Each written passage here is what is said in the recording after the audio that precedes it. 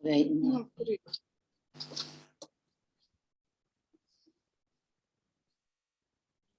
Buenas tardes a todos y a todas, bienvenidos y bienvenidas.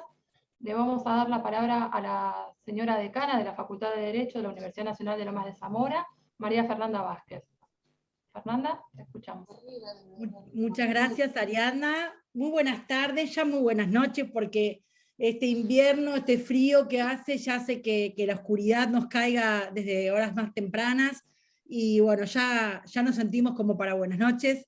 Y la verdad que recibir en nuestra casa, y continuando con este ciclo de conferencias que se organizan desde la Secretaría de Extensión Universitaria, equipo al cual aprovecho la ocasión para agradecer especialmente a Marcelo de la Mora, a Ariadna, que está siempre en la coordinación técnica y es nuestra subsecretaria de Bienestar Estudiantil, y nuestro secretario de Extensión, Fabio Arce. Se realizan diferentes actividades, y nos encontramos una vez más en esta modalidad virtual que nos permite estar cada uno en su casa, pero a su vez reunidos, a su vez aquí juntos. Y hoy estamos para hablar del tema de Ni Una Menos, de un tema que nos duele, un tema de violencia hacia las mujeres que no ha cesado.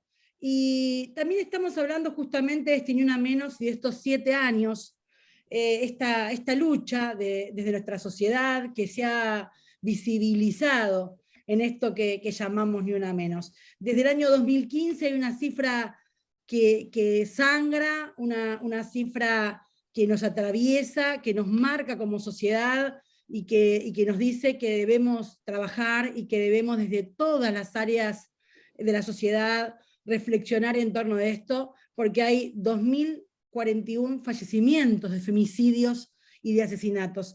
Y realmente es un número terrible. En torno de este Ni Una Menos, el rol, definir un poco el rol, la importancia de la universidad en visibilizar esta problemática y en poder generar ámbitos para el debate, para la investigación, para la sensibilización en torno a estos temas. El desafío de aportar a la construcción de sociedades más justas, de sociedades más paritarias, de encontrar políticas públicas idóneas que tengan que ver con el género, y específicamente esto que decía recién, con sociedades más justas, más paritarias y sin violencias. Y hoy nos acompaña una gran maestra, una gran jurista, una activista por los derechos de las mujeres, una querida docente de nuestra universidad de muchos años, para charlar un poco de estos 7 años de Ni Una Menos, los derechos conquistados y la agenda de pendientes. Sabemos que Nelly va a estar con nosotros 30, 45 minutos, que no está del todo bien de la garganta, pero va a ser como siempre un inmenso placer escucharla, y a quien agradezco profundamente una vez más su compromiso y su participación en estas actividades. Nelly, Bueno, todo tuyo. muchísimas gracias. Aprovecho para felicitar a la doctora por un cargo que estoy tan segura que nos va a honrar usted con su desempeño, y tan necesaria personas como usted en ese lugar. Bueno, es una pregunta para hacernos, ¿no? 7 años de Ni Una Menos. Yo tengo una visión positiva a pesar de todo. ¿Y por qué? Los derechos de la mujer no están aislados del mundo. Existen dentro de una sociedad,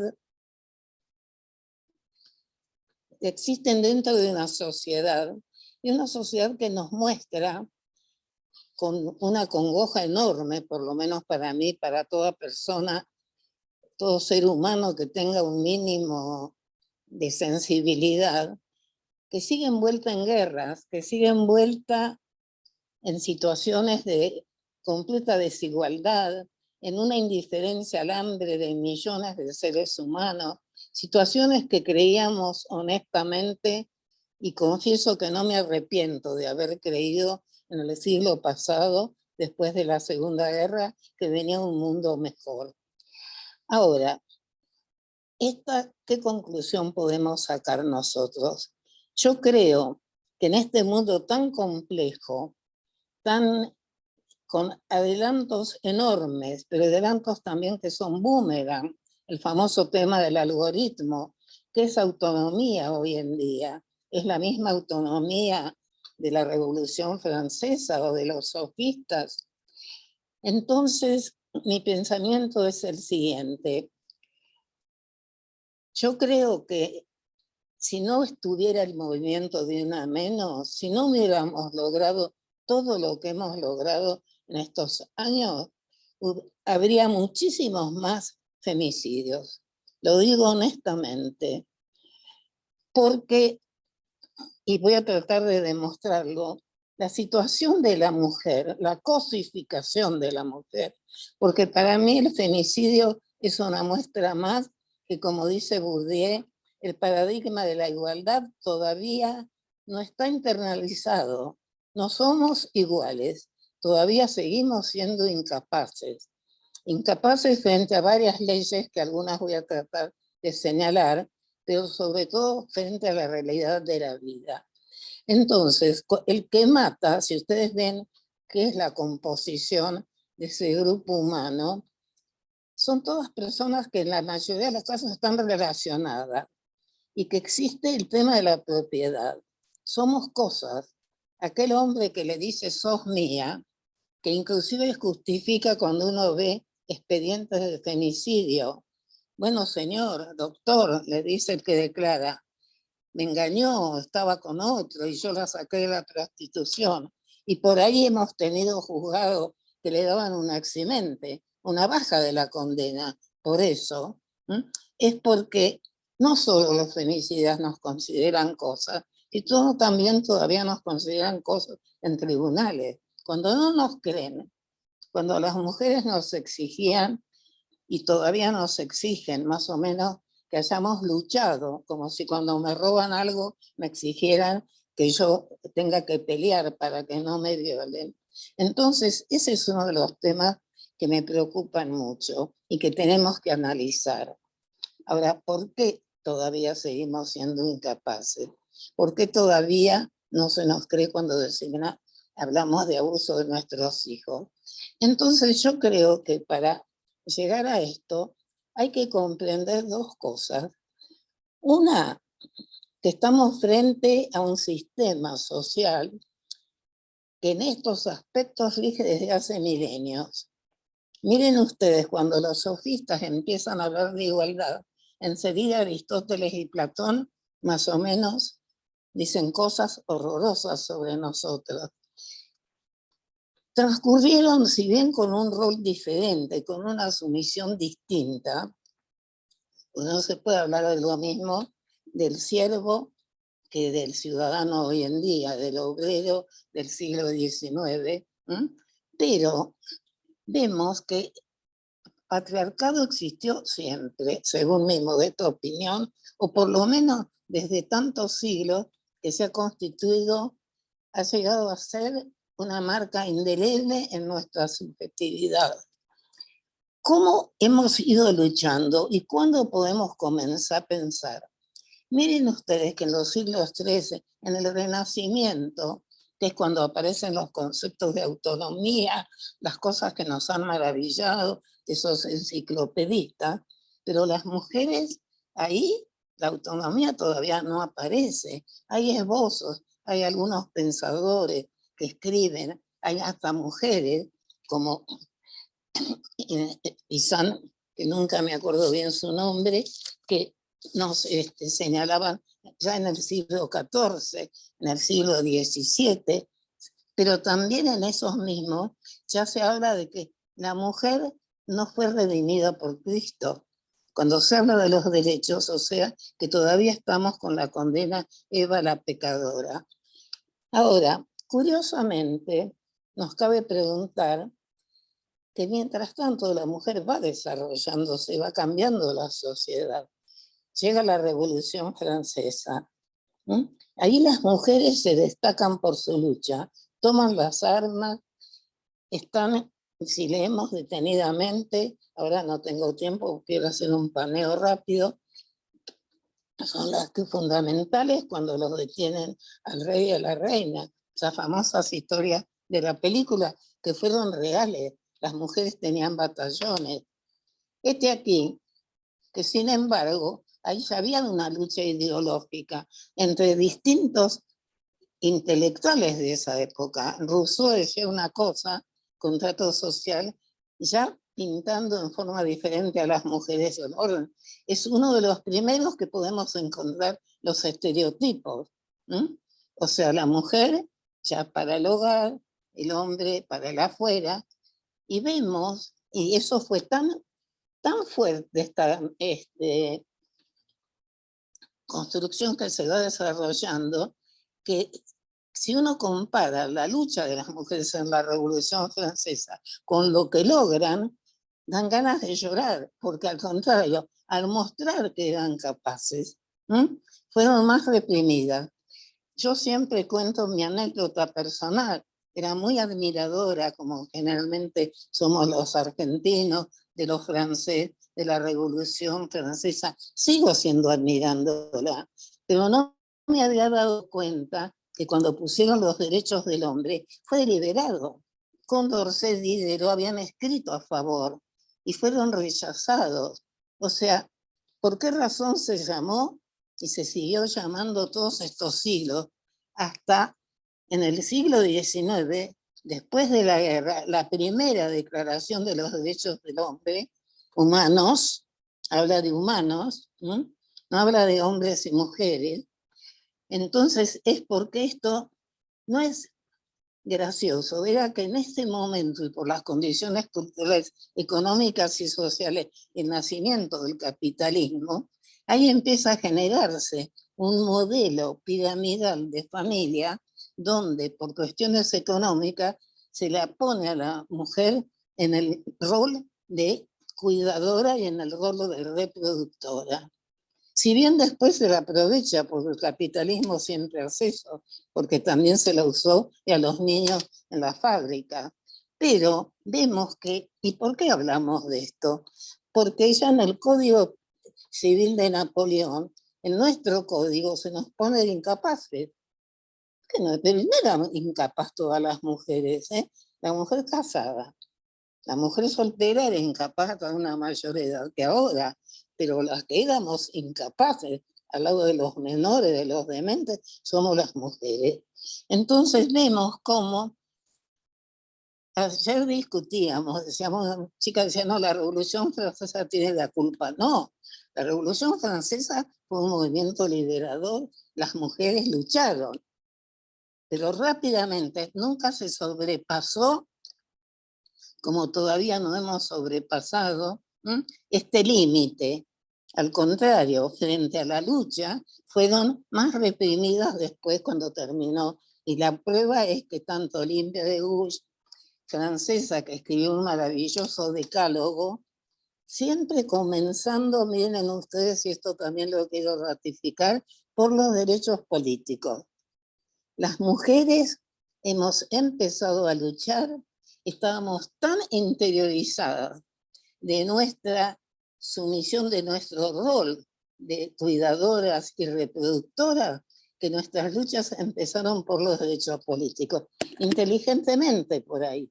Pero también pensemos que los derechos políticos, ¿cuándo se conquistan? Porque no se puede analizar la historia del feminismo, la historia de las mujeres fuera del contexto histórico. Hubo 2 guerras necesarias para que las mujeres de casi todo el mundo tuvieran derecho al voto. Las luchas por el sufragio comienzan en el principio del siglo XX. Guerra del 14 empiezan después algunos países. Nosotros en el año 45, con Eva Perón, otros países en los 50, pero también después de la guerra del 39-45. ¿Qué pasó? Que en esos momentos los hombres necesitaron que las mujeres salieran al campo de laburo, a la fábrica, porque las mujeres no. Y simultáneamente, sobre todo con la guerra del 40 y pico, empiezan a aparecer todos los productos que favorecen la tarea en el hogar. Miren ustedes, las heladeras, los lavarropas, aparecen los anticonceptivos. Y es como que parece una película en la que todo está medio armado, pero siempre para que las mujeres, si es necesario, salgan a laburar, salgan a tomar las armas, pero en un momento dado no. Entonces, cuando nos preguntamos qué nos pasa, yo creo que es muy importante y que esto adquiere mucha fuerza cuando vemos cómo fuimos conquistando derechos. Y miren ustedes que en realidad, en nuestra historia, nosotros tenemos, inclusive nuestras heroínas, mujeres, no trabajaron, digamos, respetaban sus roles, más allá de que tomaron las armas como la francesa. Inclusive Mariquita Sánchez Thompson, que se atreve a pedir autorización al virrey porque no quería, digamos, casarse o estar ya con la persona, pero no salían. Y entonces es interesante estudiar en nuestros históricos héroes quiénes fueron muy pocos los que salieron a hablar de las mujeres, porque Rivadavia nos puso sociedad de beneficencia, rol, estereotipo. Belgrano fue un genio. Belgrano tiene escritos hablando de cómo las mujeres tenemos que ir, que tiene que haber sistema educativo para las mujeres, más y también para los niños. Alberti le reclama a Vélez Sarsfield, que en el código nos pone como incapaces, y le dice que nos sacaron de la poder de la patria potestad del padre para ponerla bajo del marido. Entonces, vimos que curiosamente, y nuestro país es una excepción, durante las dictaduras no avanzan los derechos de la mujer. Tuvimos una excepción nosotros, que es la ley Borda, en 17711, en 1967, 68, en esa época, sale esta ley, que curiosamente nos mejora porque todas las leyes anteriores eran farsas, no nos otorgaban derechos. La 1926, que es la primera ley que modifica en la incapacidad, bueno, después de ley matrimonio religioso, matrimonio civil, la ley 2393, pero 1926, una ley luchada por Palacio para darnos capacidad, en realidad mantenía a la mujer en la misma situación. ¿Por qué? Porque le daba plena capacidad, pero para administrar sus bienes le tenía que pedir permiso al marido y mejor dicho, no pedir permiso, registrar su voluntad en un registro de mandato. Ustedes se imaginan en esa época qué mujer, tanto es que yo no pude encontrar realmente si había casos o cuántos hubo, porque qué mujer, salvo que ya estuviera en una situación, o sea, ya la habían destruido, iba a ir a inscribirse en un registro de mandato que no quería que su marido fuera el administrador de sus bienes. La responsabilidad parental, ¿hasta qué año estuvo? El poder que tenían, recordemos que recién después de la dictadura obtuvimos leyes mejores, pero hasta ese momento la responsabilidad parental la ejercía el padre. O sea, esos son todos, y no les voy a contar de la figura del adulterio, pero la gente joven, hay que ser muy mayor que yo, para que el adulterio hasta no hace tantos años, porque en la historia jurídica, 30 años, 20 años no es mucho, que las mujeres éramos adúlteras penalmente, si nos probaban una relación, o sea, si nos salían ver de un hotel alojamiento o de cualquier hotel con otro señor, ya cometíamos un delito. En cambio, el hombre manceba con casa puesta. El infanticidio, me podían matar a un hijo si mi hijo había nacido, digamos, por una violación o un adulterio, o podía ser mi cónyuge o también mi padre. O sea, los delitos por el honor, que estuvieron hasta hace no tanto tiempo, tenían esas características. Entonces, y cosas que recién se han resuelto ustedes en el 2015. Ahora, ¿cómo fuimos obteniendo estas luchas? Yo no quiero dejar nunca de señalar la influencia, a lo mejor no querida, no pensada, que tuvo en nuestros derechos la lucha de las madres y las abuelas.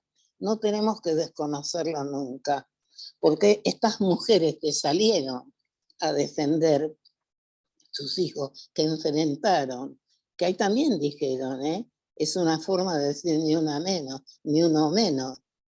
Ya nos movilizaron, nos cambiaron nuestra subjetividad, nos fueron cambiando y fuimos obteniendo derechos. Ahora, responsabilidad parental conjunta, ley de divorcio vincular. Ustedes saben qué dice, porque son todos actos de disciplinamiento que contribuyen a este sometimiento. Ustedes se imaginan, y no les digo, después vamos a hablar de la ley de divorcio, me obligaban a seguir, siempre es, ¿cómo viene el disciplinamiento? A través de una restricción de una conducta, que el no cumplimiento me pone el fantasma del delito penal.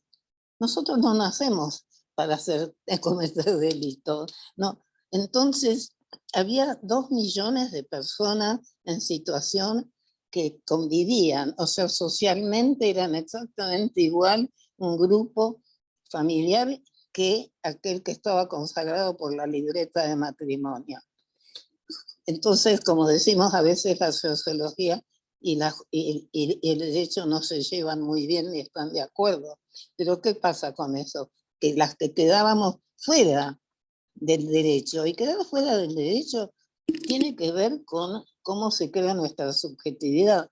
Por eso yo les recomiendo también, era Foucault, era Bourdieu, cuando nos hablan de la violencia simbólica, es esto, es un hábitus, es un mundo, o sea, lo objetivo, que me va penetrando y va cambiando mi subjetividad.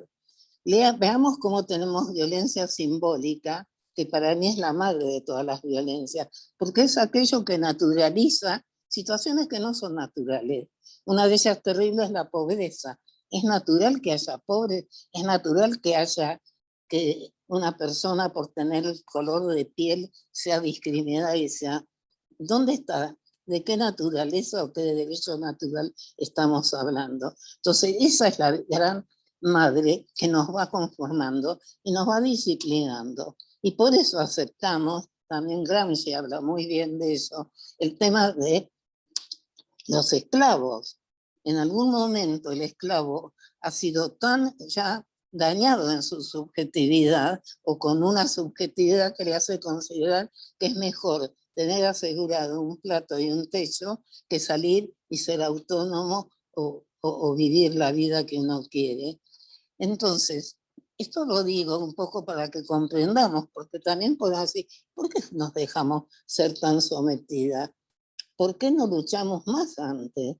Porque miren ustedes que al principio los grupos feministas son grupos muy limitados. En nuestro país esto se empieza a desarrollar mucho más después de la democracia. Nos pasó esa desgracia espantosa que fue la dictadura y ahí empezamos a florecer. ¿Desde qué punto de vista? Y en eso, tanto en nuestro país como en otros países, les quiero contar que siempre las leyes que ampliaron plataforma de derechos de las mujeres fueron acompañadas en su gran mayoría por luchas de las mujeres en la calle. Esto empieza, ya hablando como abogados del feminismo jurídico, en los 60, en Estados Unidos, en Canadá.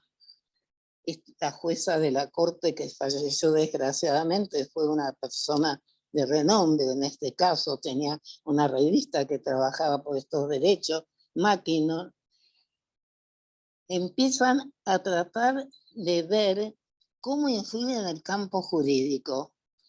Entonces empiezan a analizar jurisprudencia, empiezan a analizar y vamos logrando primero leyes. Esto lo señalo porque después vamos a ver cómo hoy en realidad con las plataformas que tenemos de amplitud de derechos tenemos el gran obstáculo en una justicia patriarcal todavía, ¿no? O sea, conseguimos leyes, pero no tenemos una justicia acorde. Y también fue pasando lo mismo, porque otro también problema interesante que aparece entre las feministas jurídicas es Nancy Fraser cuando habla de que cuando se habla de justicia feminista, para hablar en forma integral, se habla de reconocimiento, que viene a ser la paridad, reconocer derechos iguales, pero también hay que hablar de redistribución. O sea, ¿qué quiere decir redistribución? Justicia social, que es uno de los grandes temas del feminismo. ¿Qué se lucha primero? A mí durante años yo escuchaba decir a muchos progresistas, no, los derechos de las mujeres se van a obtener cuando estén todos los derechos. Una premisa que tampoco es correcta, hay que luchar por todo. Y ver cómo, lo dicen así, no son opuestos, son caminos para luchar en paralelo. Entonces, nosotros fuimos obteniendo todos estos derechos. Paridad, primero bueno el cupo, después la paridad, después llegamos a tener leyes muy importantes antes que cualquier otro país en América Latina, la ley de identidad, la de matrimonio igualitario, el protocolo de la CEDAW, porque también tengo que señalar que es muy importante que después de la guerra del siglo pasado se crea Naciones Unidas y aparece un nuevo derecho internacional, según mi modesta opinión, que ya no es el de las obligaciones entre los estados, sino es obligaciones de todos los estados adentro de cada país, que son los tratados de derechos humanos, que a las mujeres nos han hecho mucho bien, la CEDAW, la Convención de los Derechos del Niño, el Pacto de Derechos Económicos Sociales, la ley Belém do Pará. O sea, hay todo un entramado que sobre todo se produce a fin del siglo pasado y se va ratificando, y después los protocolos, que ha creado algo que no es perfecto,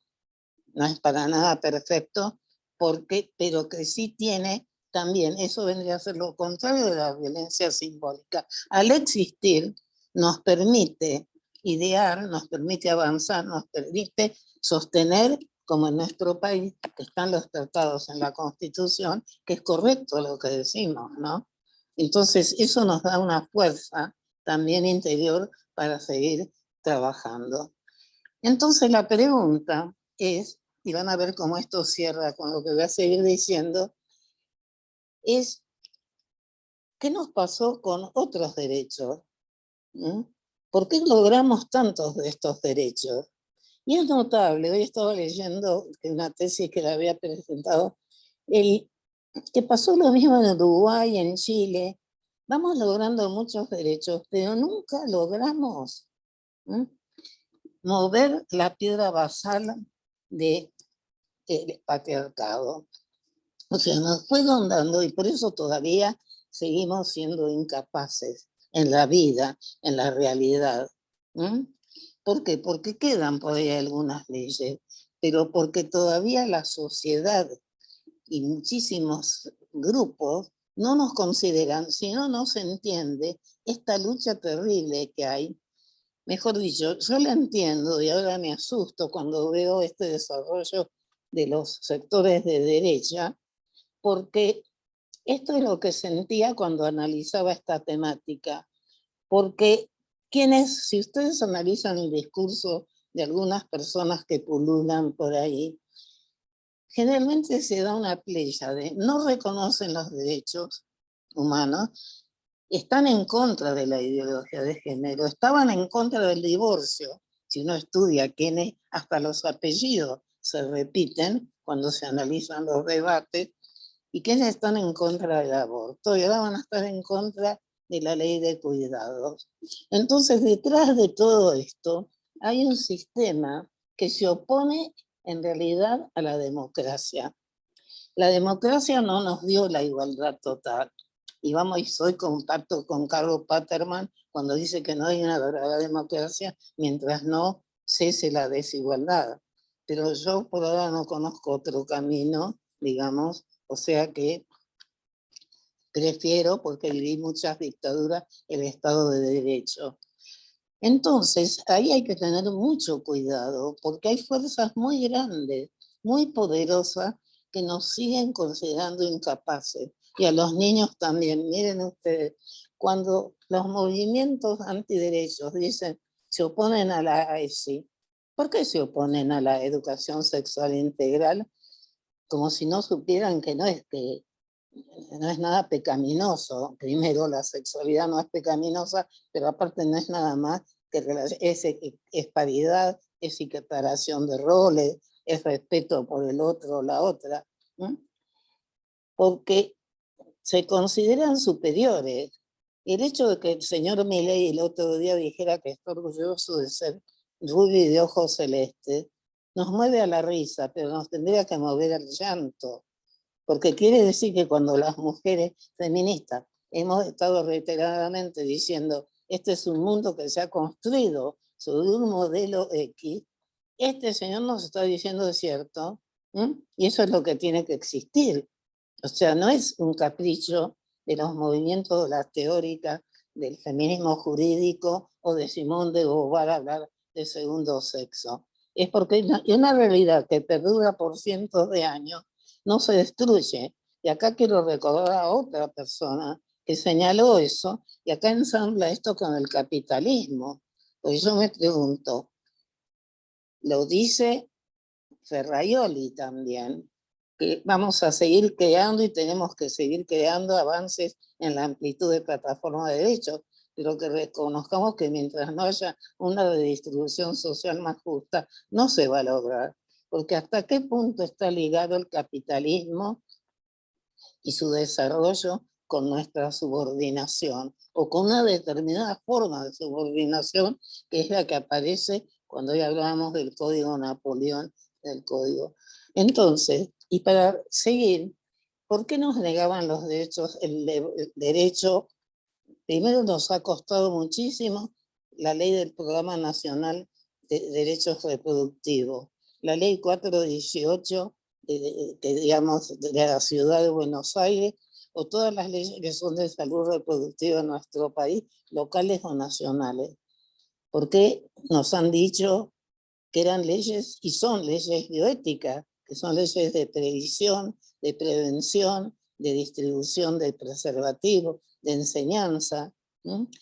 Porque tienen que ver con el tema de la reproducción, que nos ha causado un daño enorme a la sociedad, a las mujeres.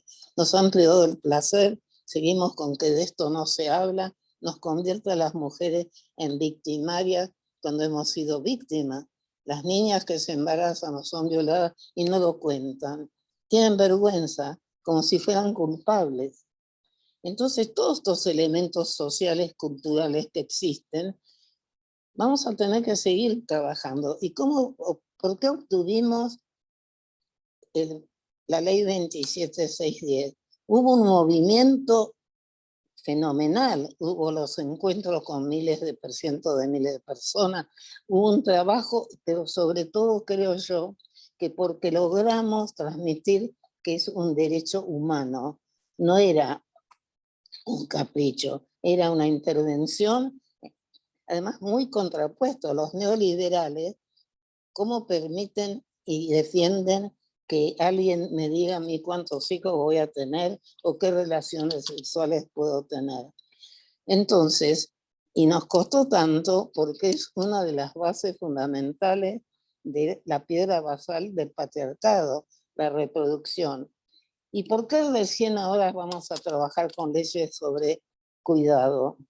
Pues son los dos roles, el estereotipo de la mujer en la casa y la mujer reproductora, porque no hubiera sido lógico que tuviéramos ya leyes de cuidado. Miren ustedes, cuando se redacta la 23515, que yo conocí a los quienes estaban redactando y sugerimos una cláusula que en responsabilidad parental que dijera la equiparación de roles en el matrimonio.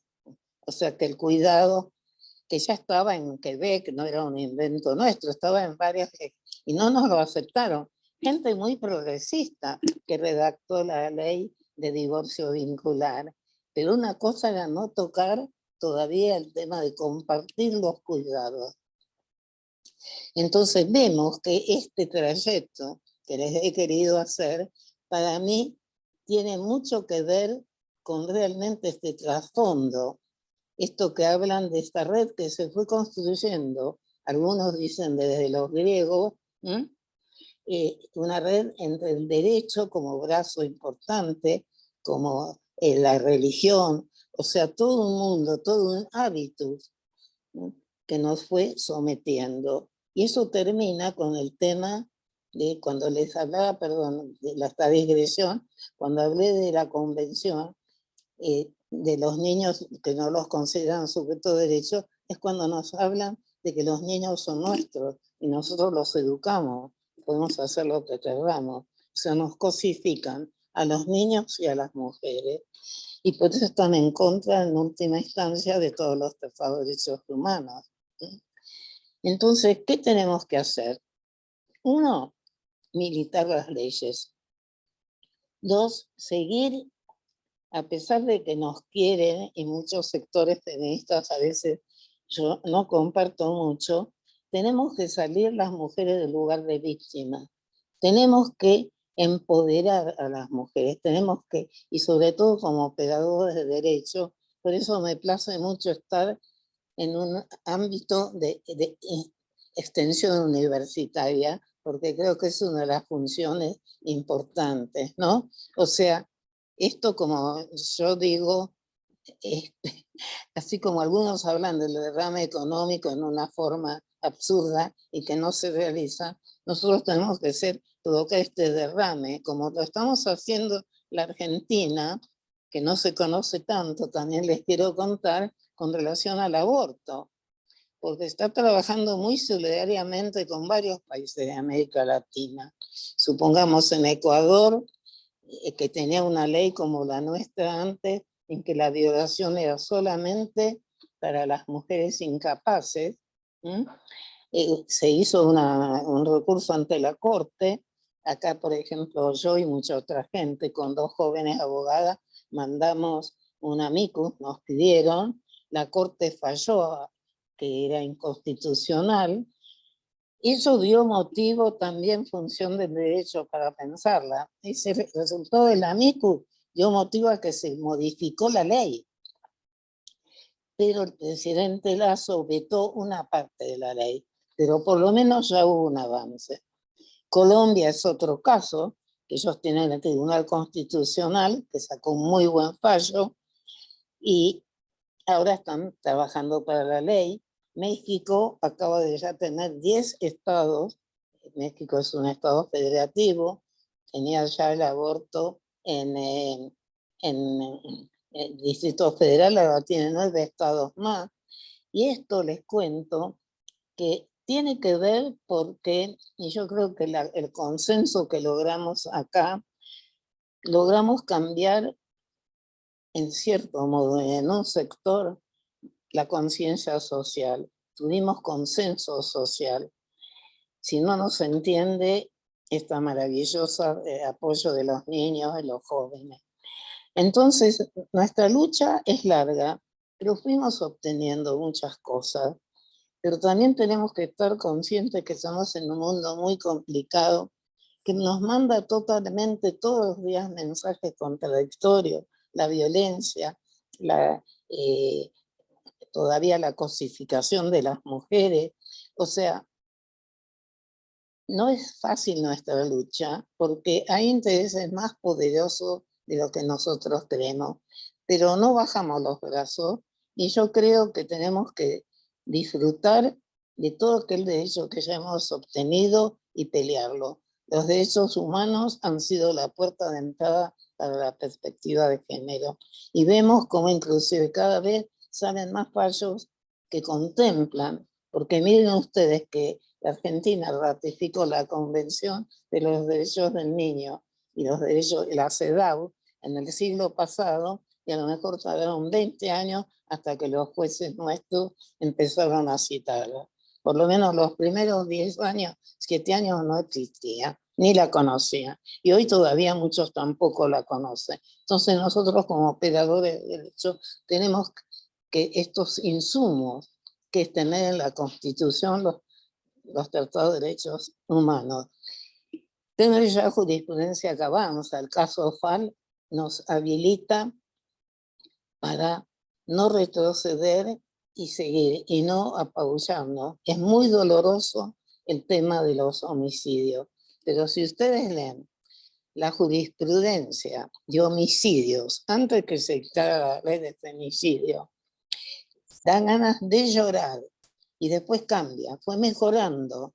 O sea, tenemos enormidades como el otro día la de Chubut, pero lo que pasa es que, y eso no da el tiempo hoy, que acá lo que tenemos que hacer es cambiar, y es una obligación de los abogados, el Poder Judicial. El Poder Judicial no puede seguir siendo un Poder Judicial del siglo XIX, con privilegios, con irresponsabilidad. ¿Cómo puede ser que hay dos jueces, Anzoátegui es uno, acá de la Ciudad Autónoma de Buenos Aires, penales, que hablan más o menos como si la ley no existiera, no, como si no existiera ni el Código Penal de 1921, y siguen dictando fallas. Y el Consejo de la Magistratura, pobre doctora Vázquez, todo el laburo que va a tener, sigue ahí sin IUDI. No existe el IUDI, somos indefensos frente a los jueces. Y nosotros como abogados nos pueden hacer juicio por mala praxis, y los jueces pueden decir cualquier cosa. Hoy no hay tiempo.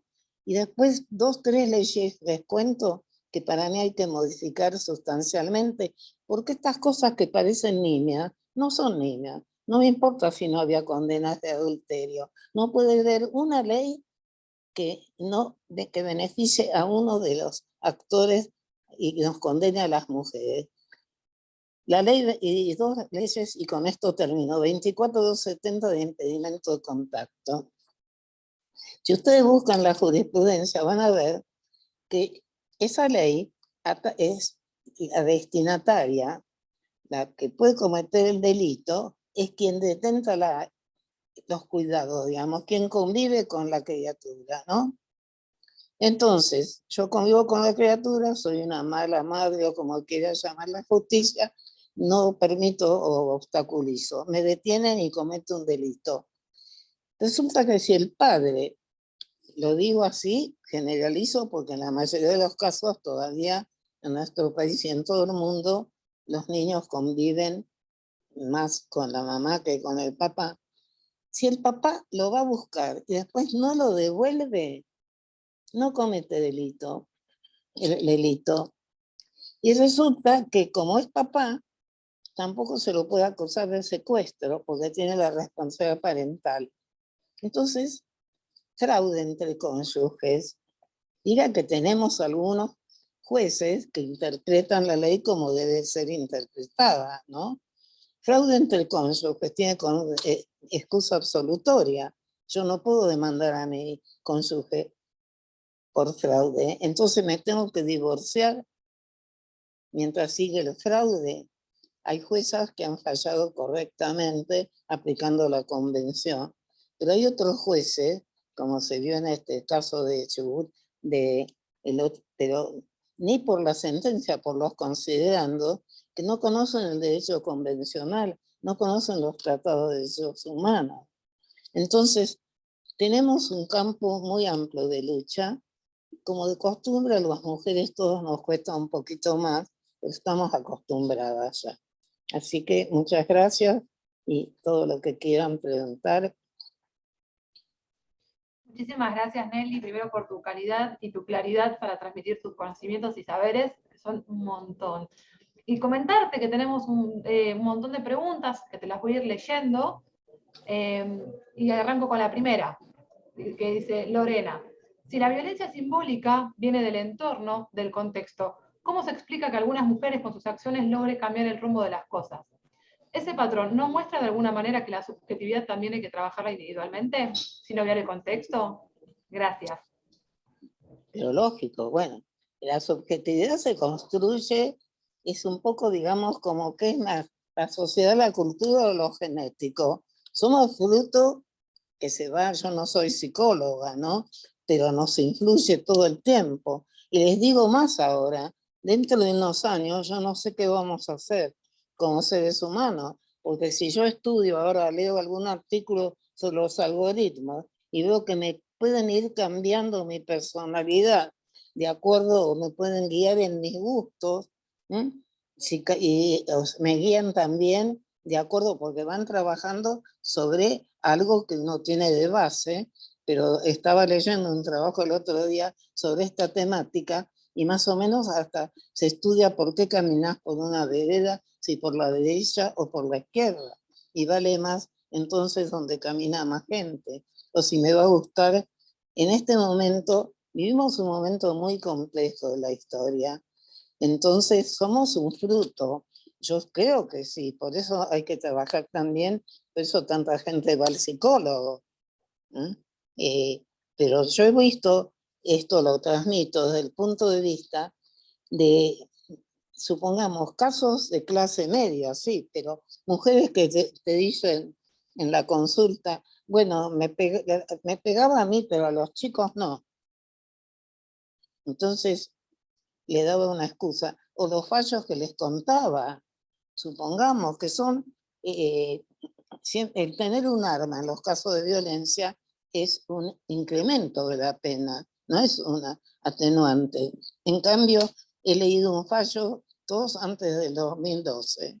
Lo cuento esto para tener un poco de confianza que las leyes también van influyendo y hay cambios. Que decía que el señor, como era de las Fuerzas Armadas, que tuviera un arma era normal. Entonces lo pone más como atenuante. Entonces hay toda una construcción ahí que nos hace mirar diferente. Y eso, mujer, con el tema de violencia económica, la violencia económica que ha existido, yo claro, como soy tan grande, antes de la ley de Borda, que fue una cosa de él, porque él era juez y me dijo un día hablando, le pregunté y me dijo que como juez había visto que todo lo del derecho de familia y la culpa en el divorcio era una farsa, ¿no?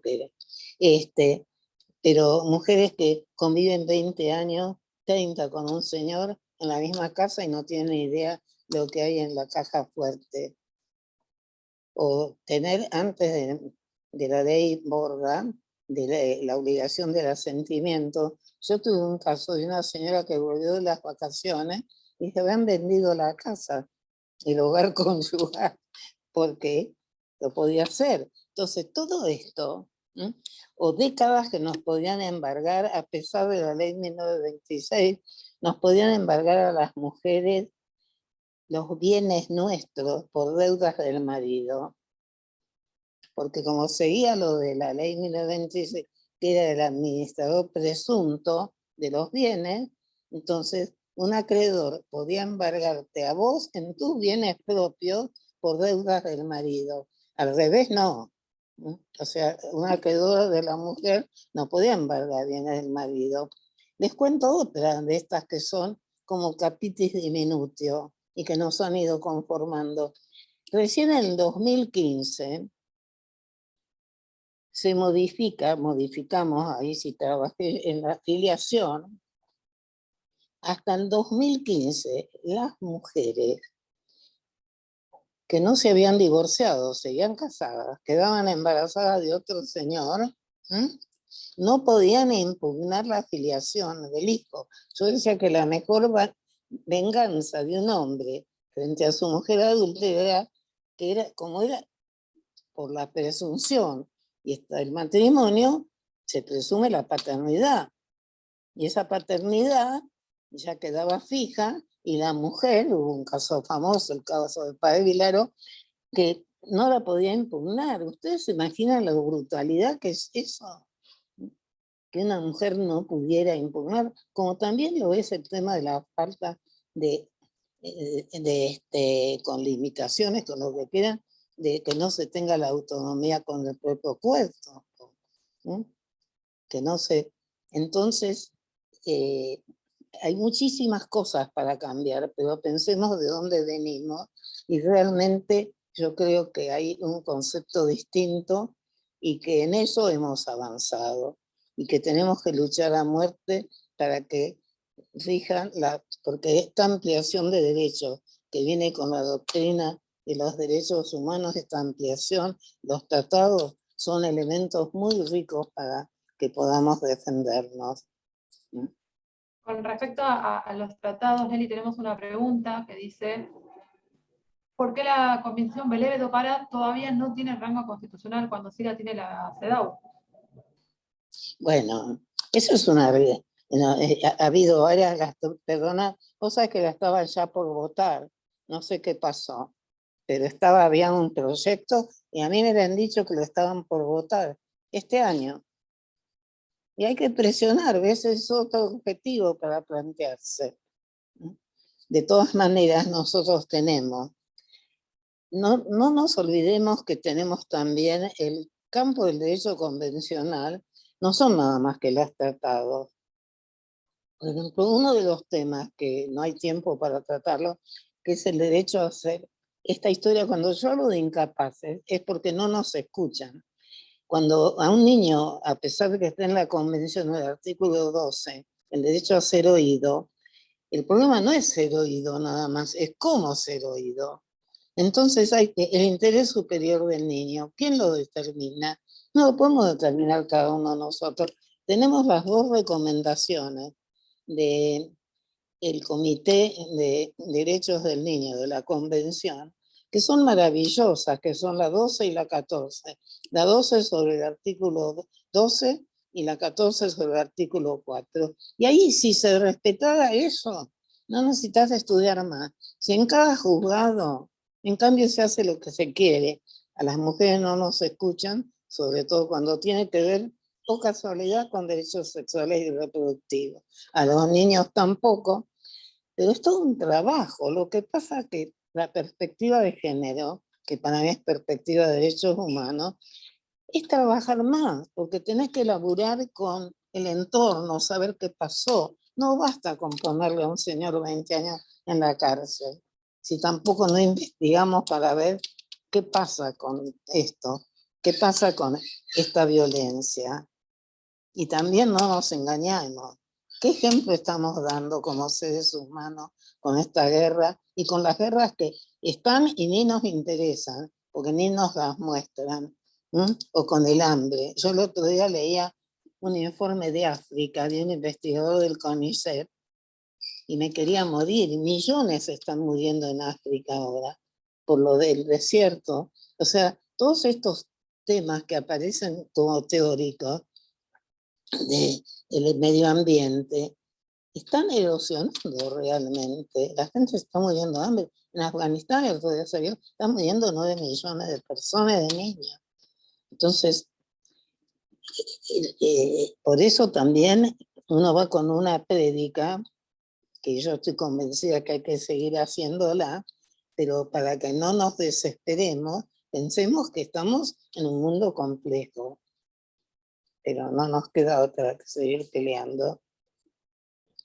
Más vale que no, Neri, vamos a seguir peleando. Y tenemos otra pregunta de Guillermo que dice: cuando usted menciona una justicia patriarcal, ¿cómo considera usted que podría revertirse esta situación? ¿Solamente con nombramientos de mujeres? ¿Cómo? Cuando usted menciona una justicia patriarcal, No, ¿cómo considera usted que podría revertirse esta situación? no, ¿Con el no. nombramiento de mujeres? No, primero que todo, que la paridad, yo estoy a favor de la paridad, estoy a favor del cupo, porque eso tiene un principio democrático básico. No puede ser que seamos una humanidad que más de la mitad somos mujeres, vieron el otro día nosotros acá también, en el censo, y no tengamos representación. Pero eso tampoco me sirve solo, pues yo tengo que capacitar a todas las mujeres como a los hombres. Yo no creo, para mí la justicia feminista no es lo opuesto a la justicia patriarcal, es algo muy distinto, porque no me interesa la hegemonía. A mí no me interesa la hegemonía de las mujeres. Y lo demostré ya, mirar cuándo, en el siglo pasado con la lucha por la responsabilidad parental conjunta, porque muchos movimientos feministas hablaban de indistinta, y yo no estuve de acuerdo, porque yo, así como si respeto a todos los seres humanos y a un niño, no quería que yo no estaba de acuerdo que un padre disponga de un niño, se lo lleve fuera del país o sea el dueño de ese niño. Tampoco estoy de acuerdo que la madre sea la dueña del niño ni que pueda hacer lo que quiera. Y por eso propicié la responsabilidad conjunta.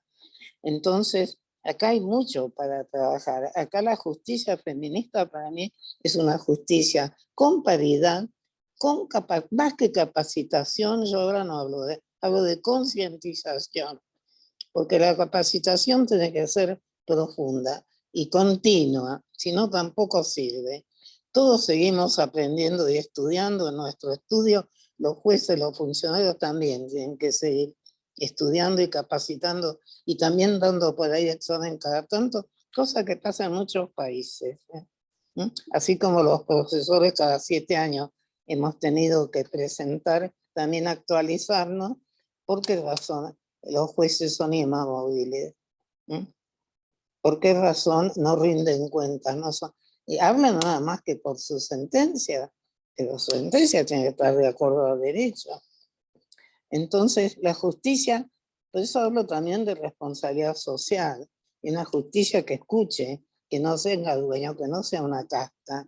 Entonces vos tenés que cambiar los concursos, que haya paridad también en los jurados, y las mujeres, no porque seamos mujeres, todas somos democráticas o feministas. Hay mucho feminismo, hay feminismo de derecha, feminismo de izquierda. También se puede llamar feminista.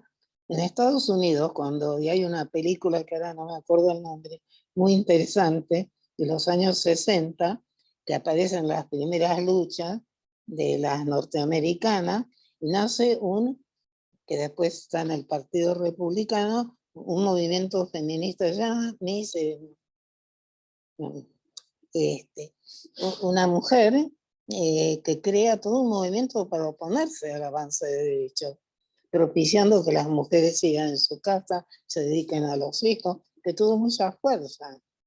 O sea, feminismos hay muchos.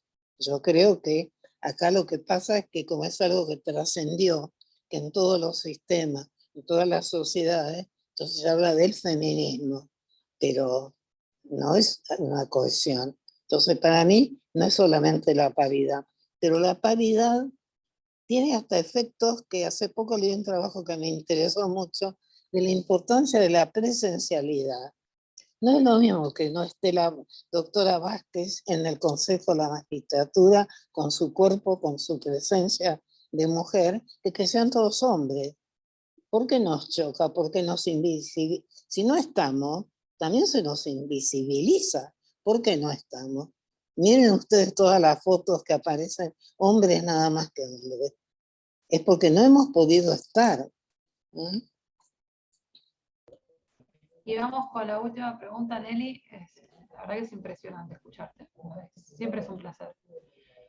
La Ceprabola dice, ¿actualmente existe algún movimiento jurídico feminista en el ámbito nacional?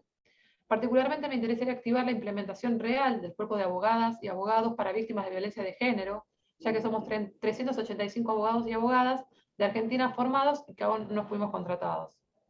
No sé si hay algún movimiento, Nelly. A mí no me hables porque yo me he peleado mucho en el Consejo. Yo estoy en el Consejo Asesor del Ministerio de la Mujer y estuve peleando porque no se ponía en práctica debidamente la ley 27610 de patrocinio. Expliqué, porque esto yo trabajé en el primer proyecto que presentó Brasesco sobre violencia, después cuando empezó la democracia. Y ya vimos ahí a principios del siglo con Aide Virgin que si no hay patrocinio, vos la tirás a una mujer ahí, a una cancha. La mujer necesita, porque tiene características también, tiene una estructura no muy fuerte, necesita apoyatura, compañía. Estamos luchando por eso hace años. Viene la ley esta de la 27610. Cambia el gobierno. Durante el gobierno de Macri estuvimos teniendo entrevistas en la Secretaría de Justicia, porque dependía del Ministerio de Justicia. Tercerizaron un concurso del cual duró, no sé, 3 años y al final designaron a 30 abogadas para todo el país. Entonces viene el Ministerio de la Mujer, fuimos a pedir que se preocuparan del tema. Al final pasó de Justicia al Ministerio de la Mujer. Están trabajando con equipos interdisciplinarios en las provincias, que aparte no se olviden ustedes que nosotros tenemos una contra en esto, que es el tema federal. De nación, y una ley nacional, después cuando la querés aplicar en las provincias, no lo puedes hacer. No puedes ir y ponerte, tenés que luchar, acordar, ver cómo articular. A mí me pareció muy buena la ley esta, por el tema de que no había, que proveyeran los fondos, o sea que la provincia, ¿por qué no la iba a aceptar? Nosotros estamos detrás de eso, porque para mí me parece imprescindible. Además, acabo de leer, ustedes que son provincia, que Colpobra, o sea, el que unifica a todos los colegios de la provincia, firmó un acuerdo con el Ministerio de Justicia, no sé si será el Ministerio de Justicia, entendí, de la provincia, será por el tema, porque es una de las funciones que pueden asumir los colegios. Nosotros hemos trabajado de la FACA para que en casi todos los colegios haya comisión de la mujer. Entonces hay abogados que pueden estar dispuestos y pueden tener una forma, digamos, inclusive de tener un ingreso y de que se elija a los capacitados, ¿no? A través de los colegios de abogados. Eli, ¿puedo hacer una pregunta más que me enviaron? Leerte la última La pregunta. última. Dale, gracias, muchísimas gracias. Dice, ¿cómo analiza la actualidad de la participación política ciudadana y en particular la actualidad del movimiento de mujeres? ¿Siente que la pandemia y la crisis económica la afectaron de alguna manera? Bueno, sí, afectaron muchísimo.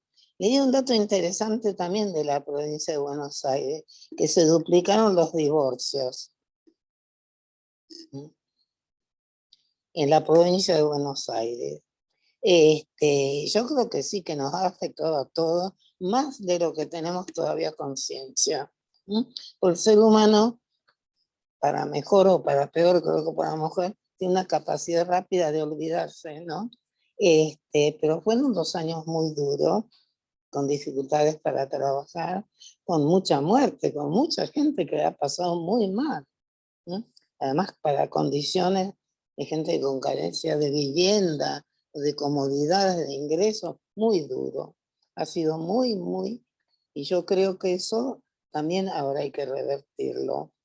Y por eso pienso que tenemos mucho para hacer, pero que también tenemos que acumular fuerzas y tener más confianza. Porque si nos comparamos con otros países, nosotros, a mí siempre me duele mucho cuando escucho gente que habla como si la Argentina fuera un páramo, y no es un páramo, está lleno de gente maravillosa como de gente no tan maravillosa, pero somos humanos, ¿eh? Nos olvidamos. También creo que nos hemos envalentonado con tantas cosas que hacemos, que éramos muy omnipotentes, y no. Creo que en eso Alda Facio dice que hay parte que no se ha combatido bien la violencia por parte de las mujeres, porque no hemos podido transmitir a los hombres nuestros mejores valores, pero que los hombres los han ridiculizado, como el afecto, la debilidad, el llanto, o sea, esta sororidad que hay. O sea, creo que tenemos mucho para hacer, que acá hay muy valiosa, hay una juventud muy valiosa, y que por lo que fuera, por nuestra trayectoria vital, por todas las desgracias que nos han pasado, todas las dictaduras que tuvimos, hay una masa muy importante que cree en la doctrina de los derechos humanos y que las mujeres cuando luchamos estamos luchando por eso, por un derecho humano. No puede haber una humanidad en la cual una parte no sea considerada igual. Muchísimas gracias, Nelly. Le voy a ceder la palabra a la doctora Fernanda Vázquez. Muchas gracias, Nelly. La verdad que escucharte es un placer siempre. Comparto la mirada optimista y la verdad que te agradezco infinitamente por haber compartido con nuestra comunidad universitaria y además de agradecerte a vos, agradecer a todos quienes se han inscrito, estudiantes, graduados, docentes, ciudadanos, ciudadanas, que participan de las actividades de la Universidad Nacional de Lomas de Zamora. Un gusto siempre tenerte, Nelly, y te pido una reflexión final y cerramos. Muchísimas gracias. Y yo les diría que yo que he vivido muchas dictaduras, defendamos el Estado de Derecho a muerte y tengamos más confianza en nuestro pueblo, en nuestro país. Yo cuando escucho que muchos adoran, no saben lo que es vivir bajo la nieve, tenemos clima bueno, tenemos maravillas de riquezas, peleémosla, pero también que tenemos que querer más. Yo siempre digo que estoy muy contenta, mi viejo que vino cuando estuvo que ir de Europa en el año 1920 y pico, llegó a la Argentina. Y no tiene que dejar de ser una tierra, y sigue siendo, porque hay millones y millones de gente muy solidaria que lo muestra todos los días, y otra no tanto, pero trataremos de convencerlo. Y no ser omnipotentes, y querernos un poco más, y querer al otro. Me voy a tomar un vaso de agua. Bueno, muy buenas noches. Muchas gracias. No, Buenas gracias noches. a ustedes. Gracias.